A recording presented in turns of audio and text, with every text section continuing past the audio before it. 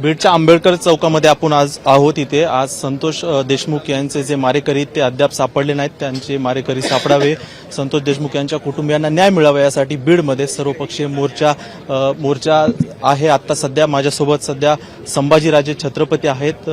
राजे, काय आज मारेकरी अद्याप सापडले नाहीयेत, काय पद्धतीचं हे आयोजन आहे मोर्चाचं, काय तुम्ही म्हणाल? आज 19 दिवस झालेले आहेत आणि 19 दिवस होऊन सुद्धा त्या 7 आरोपीपैकी अजूनही 3 आरोपी फरार आहेत. ते कुठे आहेत काय देव जाणे. आणि ह्यांचा मोरख्या वाल्मिक कराड, ज्याचं नाव खुद्द मुख्यमंत्र्यांनी विधानसभेच्या पटलावर घेतलं होतं की हा खंडणीत हा दोषी आहे आणि त्याला कनेक्टेडच हा सगळा विषय असल्यामुळं तरी हा फरार आहे. ह्याला अजून अटक झालेली नाहीये. त्याच्या पलीकडे मला मुद्दाम सांगायचं आहे की धनंजय मुंडे स्वतः म्हणतात हा माझा निकटवर्ती आहे. अनेक त्यांचे भागीदारी आहेत, अनेक व्यवसायात तर वटमुक्त्यार पत्र हे वाल्मिक कराडला दिलंय. म्हणजे किती विश्वासू आहे तुम्ही बघा. स्वतः पंकजा मुंडे म्हणतात की माझ्या भावाचं पान सुद्धा हलत नाही ह्या वाल्मिक कराड शिवाय. म्हणजे एवढं सगळं गणित असताना सुद्धा जर अटक केली जात नाही, ह्याच्यामध्ये काहीतरी गडबड आहे.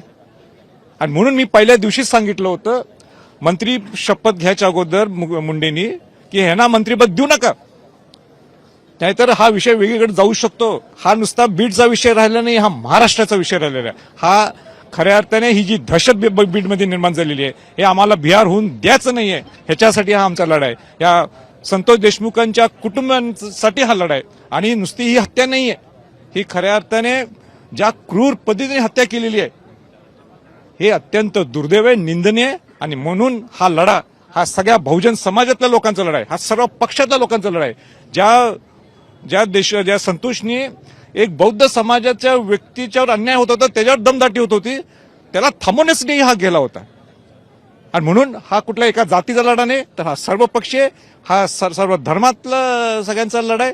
आणि न्याय मिळवून देण्यासाठी ही आपली सर्वांची तिथं सरकारची ती जबाबदारी आहे. मुख्यमंत्री देवेंद्र फडणवीस यांनी विधानसभेत बोलताना म्हणले की बीडमध्ये जी की लॉलेसनेस परिस्थिती आहे ती आत्ता आहे, त्याला जबाबदार कोण? तुम्हाला काय वाटतं? 10 वर्ष त्यांचंच सरकार आहे, 5 वर्ष मुख्यमंत्री देवेंद्र फडणवीस होते, 14 ते 19 पुन्हा गृहमंत्री होते, आता पुन्हा तेच आहे. जर सगळ्यांच्यात जर प्रामाणिकपण असेल, त्यांनी ह्या सगळ्या मुंडे कुटुंबीय असतील, हे सरकार असेल, यांनी आत्मचिंतन करावं. काय जी दहशत हिथं निर्माण झाली आहे बीडमध्ये, ह्याला जबाबदार कोण आहे? तुम्ही ज्यांना मंत्री करता तो बंदूक घेऊन अशी उभा आहेत, हे अशी बंदूक घेतलेली आहे आणि फोटो काढलाय पिस्तूल घेऊन. हे चालते का महाराष्ट्राला? ही आपली परंपरा आहे, ही आपली संस्कृती आहे. नेहमी शाहू फुले आंबेडकरांचं नाव घेतात, ते बहुजन समाजाचं नाव घेतात. हे चालते? हा माझा प्रश्न आहे या सरकारला, हा माझा प्रश्न आहे मुंडेंना, हा माझा प्रश्न आहे मुख्यमंत्री आणि उपमुख्यमंत्र्यांना. बिचारे लोक काय बोलत नाहीत म्हणून आज संतोष देशमुखांच्या माध्यमातून ही दहशत बाहेर आलेली आहे. अनेक पिढ्यानपिढ्या ही दहशत चालू आहे या बीडमध्ये. काय या बीड के सामान्य लोकांची चूक आहे?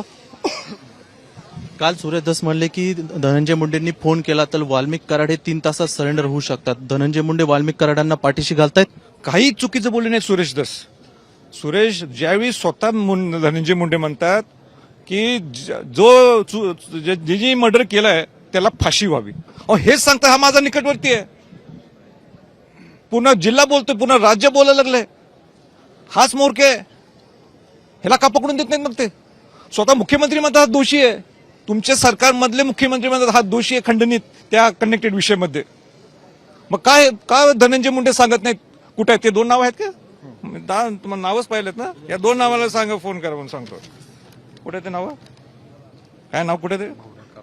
हा, ते बालाजी मुंडे आणि भावड्या कराड ह्यांना दररोज फोन चालू आहेत. दररोज फोन चालू वाल्मिक कराडचे. सांगा, हे बघा मी परत वाचतो, भावड्या कराड आणि बालाजी मुंडे कुठे आहेत बघा. त्यांचे सगळे सीडीआर काढा, सगळं मोबाईलचा लगेच समजतो कुठे आहेत ते. कोणता धनंजय मुंडे पाठीशी घालतायत हेच म्हणायचं? हो, किती बोलत तेच आहेत.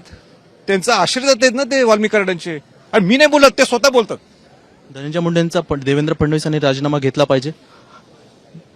पहिल्या दिवशीच म्हटलं मंत्रीपद देऊ नका, म्हणजे याचा अर्थ काय? घ्यायलाच पाहिजे राजीनामा. यांनी स्वतःहून द्यायला पाहिजे.